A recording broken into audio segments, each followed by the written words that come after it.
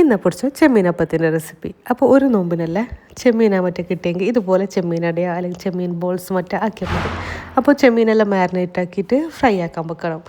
പിന്നെ മസാലയ്ക്ക് വേണ്ടിയിട്ട് ഉള്ളി, തക്കാളി, പച്ചമുളക് അത് നല്ല ഫ്രൈ ആയിട്ടാകുമ്പോൾ ജിഞ്ചർ ഗാർലിക് പേസ്റ്റും കറി ലീവ്സ് ഒക്കെ ഇട്ടിട്ട് മസാല റെഡിയാക്കാം. പിന്നെ അതിലേക്ക് പെപ്പർ പൗഡർ, ക്യുമിൻ പൗഡറും പിന്നെ നല്ല ഫ്രൈ ആക്കിയിട്ടുള്ള ചെമ്മീൻ ഇട്ടാൽ മസാല റെഡി.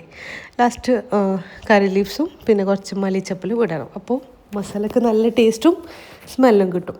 പിന്നെ ഇവിടെ ഉമ്മ ഉണ്ടാക്കിയിട്ടുള്ളത് അരിപ്പൊടി വെച്ചിട്ട്. അപ്പോൾ അരിപ്പൊടിയിലേക്ക് തേങ്ങ, ജീരകം, ഉള്ളിയെല്ലാം അരച്ചിട്ട് ഈ അരിപ്പൊടിയിലേക്ക് ഇടാം. നല്ല സോഫ്റ്റ് ഉണ്ടായിന് കഴിക്കാൻ. അത് പിറ്റേ ദിവസം നമ്മൾ നോക്കുമ്പോൾ ആ അപ്പമെല്ലാം നല്ല സോഫ്റ്റ് ഉണ്ടായിന്. ചിലത് ഭയങ്കര കട്ടിയുണ്ടാകും. അങ്ങനെ ആയിട്ടാണ് നല്ലോണം തേങ്ങയെല്ലാം ചേർത്തുകൊണ്ട് നല്ല സോഫ്റ്റും അതേപോലെ നല്ല ടേസ്റ്റെല്ലാം ഉണ്ടായിന്. പിന്നെ ചെമ്മീൻ്റെ ഫ്ലേവർ അറിയുമല്ലോ, ആ ചെമ്മീനപ്പത്തിൻ്റെ മണം അടിപൊളി. പിന്നെ ഉമ്മക്ക് അറിയുന്ന പോലത്തെ ഷേപ്പെല്ലാം ഉമ്മ ഉണ്ടാക്കിക്കൊണ്ടുണ്ടായിന്. കുറേ അട ഉണ്ടാക്കി, പിന്നെ ഉന്നക്കായൻ്റെ ഷേപ്പില്ലേ അതുപോലെ എല്ലാം ആക്കി. പിന്നെ അത് ഉമ്മ ആക്കുന്ന കണ്ടിട്ട് ഞാനും ആക്കാൻ നോക്കി. ബട്ട് എനിക്ക് അങ്ങനത്തെ ഷേപ്പ് ആക്കാനേ അറിയുന്നില്ല. അപ്പോൾ ഞാൻ അതിനെ ബോൾസ് പോലെ ആക്കിയിട്ട് എന്നെ കൊണ്ട് കഴിയുന്നത് ബോൾസ് ആക്കിയിട്ട് അതിൻ്റെ ഉള്ളിൽ മസാല ഫില്ലാക്കിയിട്ട് അങ്ങനെ ഞാൻ എൻ്റെ ഷേപ്പ് ഉണ്ടായിരുന്നു. അതുകൊണ്ട് ഈ അപ്പത്തിൻ്റെ കലത്തിലല്ല കുറേ ഷേപ്പിലുള്ള അപ്പം ഉണ്ടായിരുന്നു ഇന്നലെ.